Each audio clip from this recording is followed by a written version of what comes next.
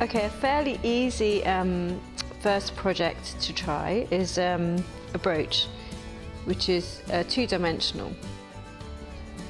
Okay, so when you're making a brooch, the first thing you need to do is choose a shape. I'm going to show you how to make a flower, how to make the body, and then how to attach other parts, including the back. And it's all done using your one needle. Okay?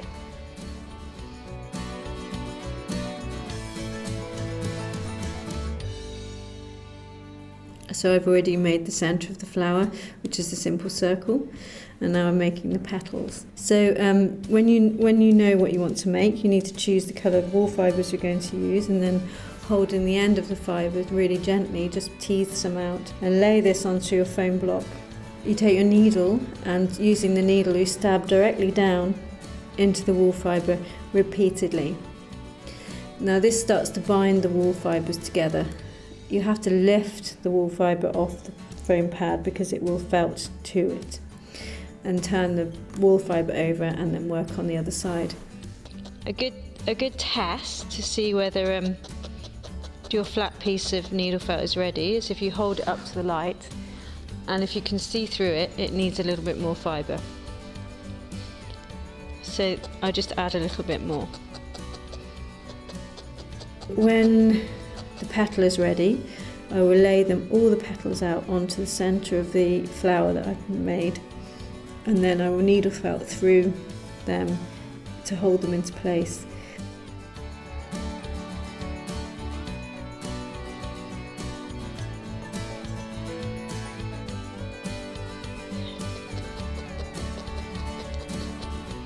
And the last one. And then if you turn your piece over to the right side and you have fibres showing through, it's okay to use your scissors just to trim them off to tidy it up. Then you can embellish your piece, so you can add some shapes and patterns and colours with the flower. I'm going to just place some purple wool fibre just to add a little bit of feature and decoration to my flower.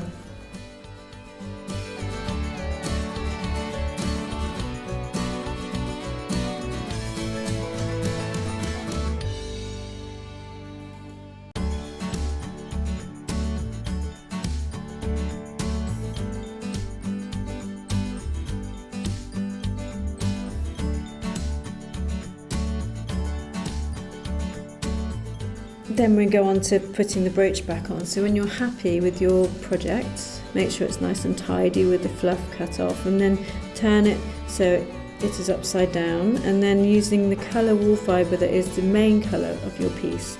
So with the flower, I'll take some pink wool fibre and needle felt around the brooch back and inside the brooch back where the holes are, being really careful not to stab into the metal of the brooch back, because then the needle will snap.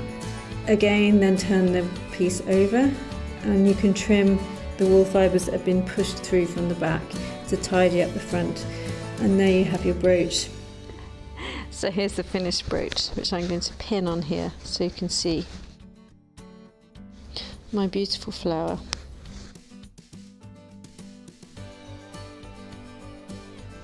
There we go.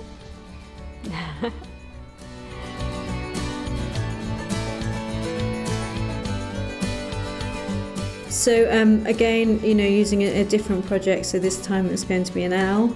I'll take some white wool fibre and place it on my owl shape, and to create the eyes. So you can use the needle kind of like a brush, like a paint brush, and push the fibres in where you need them. And then I'll take some black wool fibre and just to go around the edges of my eyes and to create the pupils.